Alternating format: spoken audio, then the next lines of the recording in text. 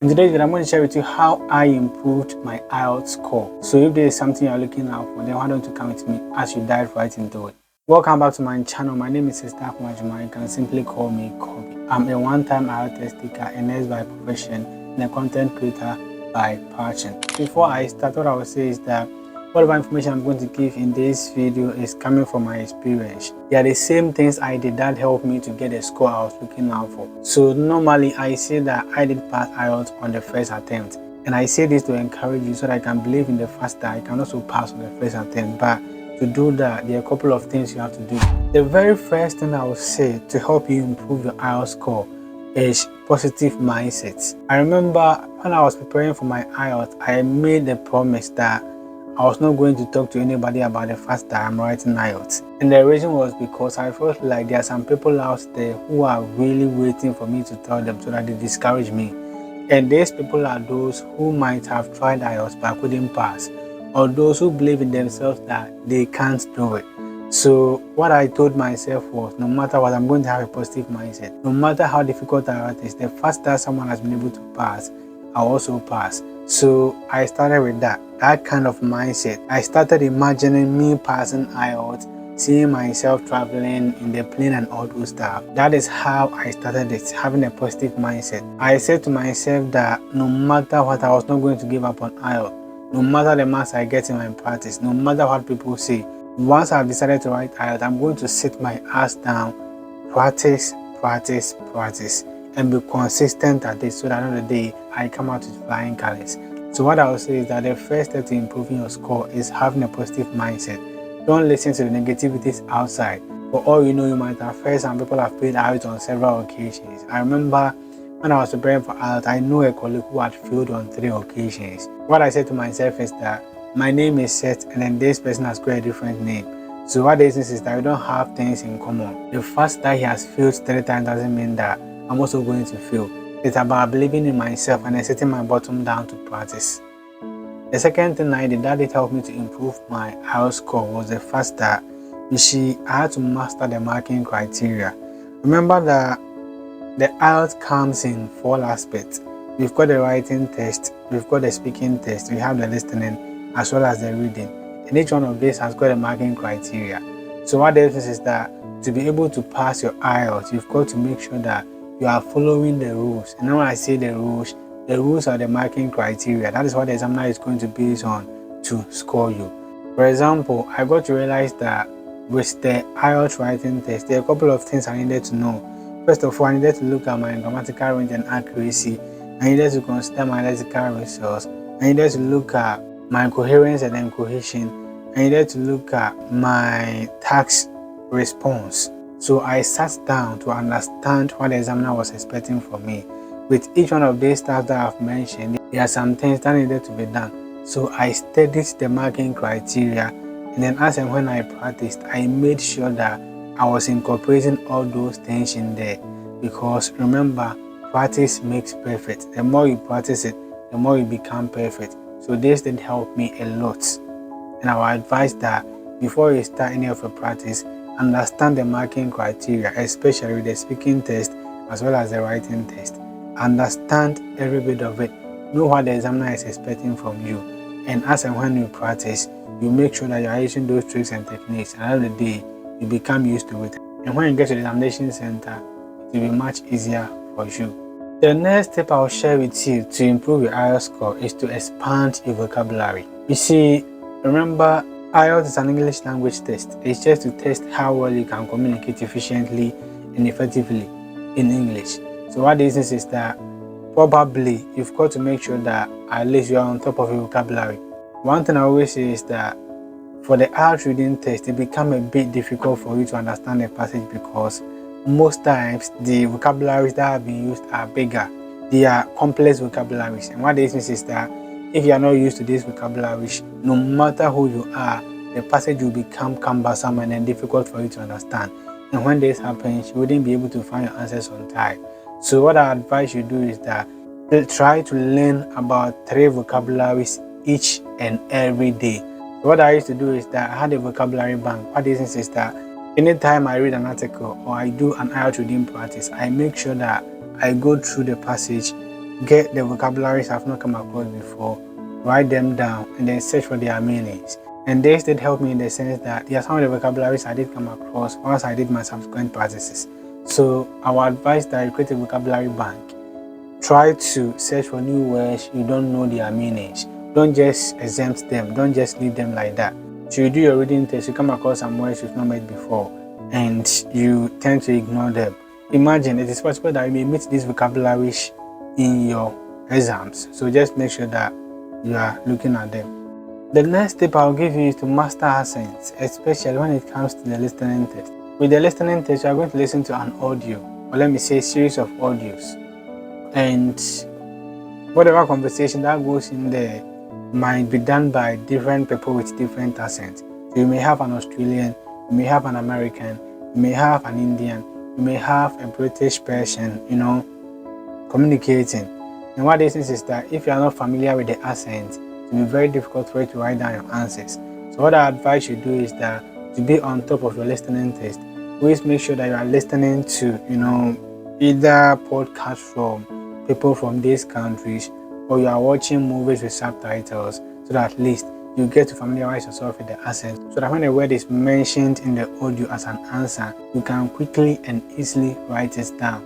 The next tip I'm going to share with you is very important. It's dear to my heart, and for me, it did help me a lot. I know most people don't do it, and if you can testify, you can't really measure the level of your progress. You don't know how well you are progressing in your IELTS preparation, and it's just because you have forfeited this tip. Before I talk about that, if you're enjoying this video, if you think it's quite informative and there is something to pick up, I would advise that you like this video so that YouTube sees the relevance of it and shares it to as many people as they can. And don't forget to subscribe to this channel and become part of the family, so that anytime I upload a new video, you'll be the first person to get it. Now let's move on to the tip. This important tip I'm talking about is creating a steady timetable. I remember when I was preparing for my IELTS, I got so interested in the listening test that within a day I could do so many listening tests at the expense of the reading, writing, as well as the speaking. And I got to realize that it was really going to affect me,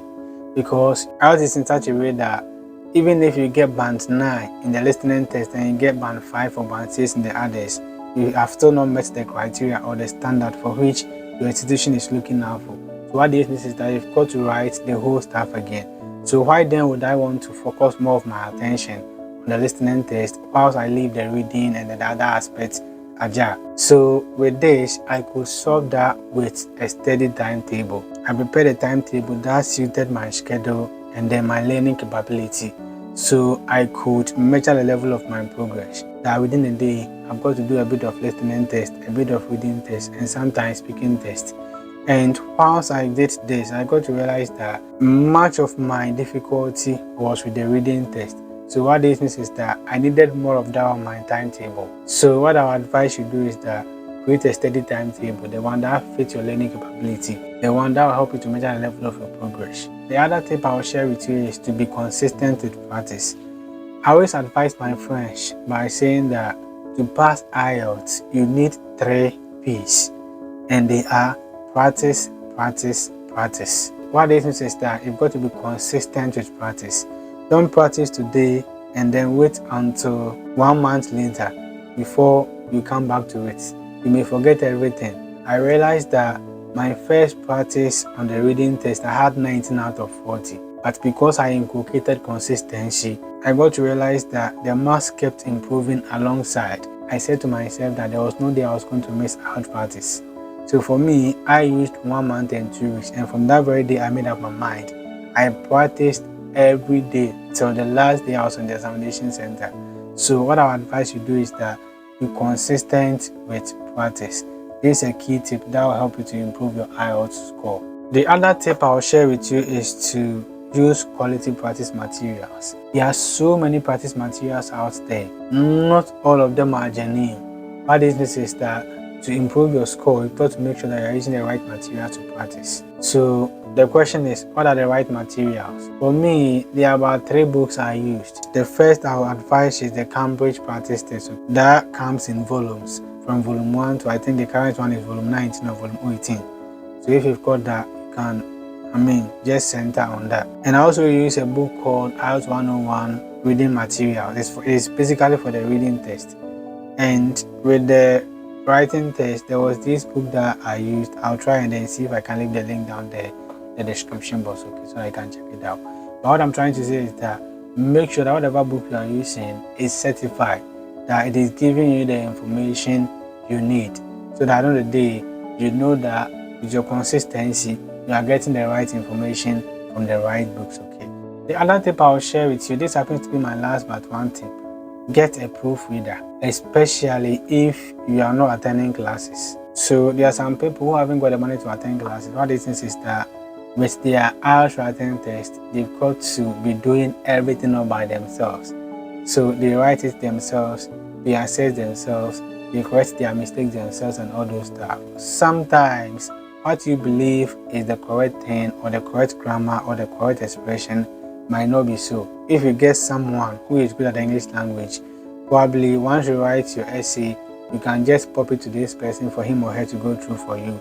And the mistakes can be pinpointed so that at least you don't make them again. So what I would say is that, get a proofreader. It can be a person, a friend you trust, or someone you know is good at the English language. It can be an artificial intelligence. Nowadays, you can use ChatGPT to look at all these stuff. To look at the grammatical stuff in there. And there are a couple of instruments you can use, Grammarly. So I'll leave some of them in the description box so that I can check them out. So that if you write your essay, you can pop them in there for the mistakes and all those stuff to be checked for you. And the last tip I'm going to share with you here is very important. If you can do all that I've said, but you forfeit this last tip, you still fail the IELTS, you don't get the score you're looking out for. This tip, I would say, happens to be the center of passing your IELTS. And I would say you've got to work on your time management. If it's about the listening test, you've got to use 40 minutes to finish it up. Writing test, you need 60 minutes. Speaking, you need about 11 to 14 minutes. And then with the reading, you need 60 minutes. Now the question is, what happens if you don't manage your time very well, especially in the reading test? A lot of people fail the reading test not because they didn't practice much, but it's because they were caught up with time. So if you can work on your time management skills, that would be lovely. That will go a long way to help you. But the question is, how do you work on your time management skills? I've got a complete course where I dive much into this IELTS stuff, and I've shared a bit of stuff you can do to manage your time. So if you're interested, I'll leave the link in the description box. You can check it out, because time management is very important. I wouldn't want you to be like that friend who mentioned that his reading test was quite easy, but he could only answer 30 questions because time caught him up along the line. So if you can put all these stuff together, then I believe that you will be able to improve your IELTS score. For me, I paid attention to each one of these, and that is how come I was able to pass my IELTS test on the first attempt. I believe that every information I've shared in here is quite insightful and you've learned a lot from it. If you have, what I will say is that there are others out there who might have not come across this information and are waiting patiently to get it. So why don't you share, why don't you like, and why don't you subscribe to the channel so that I become part of the family. Thank you very much for being with me up to this point. My name is Sister Kumajumai. See you in my next video. Bye.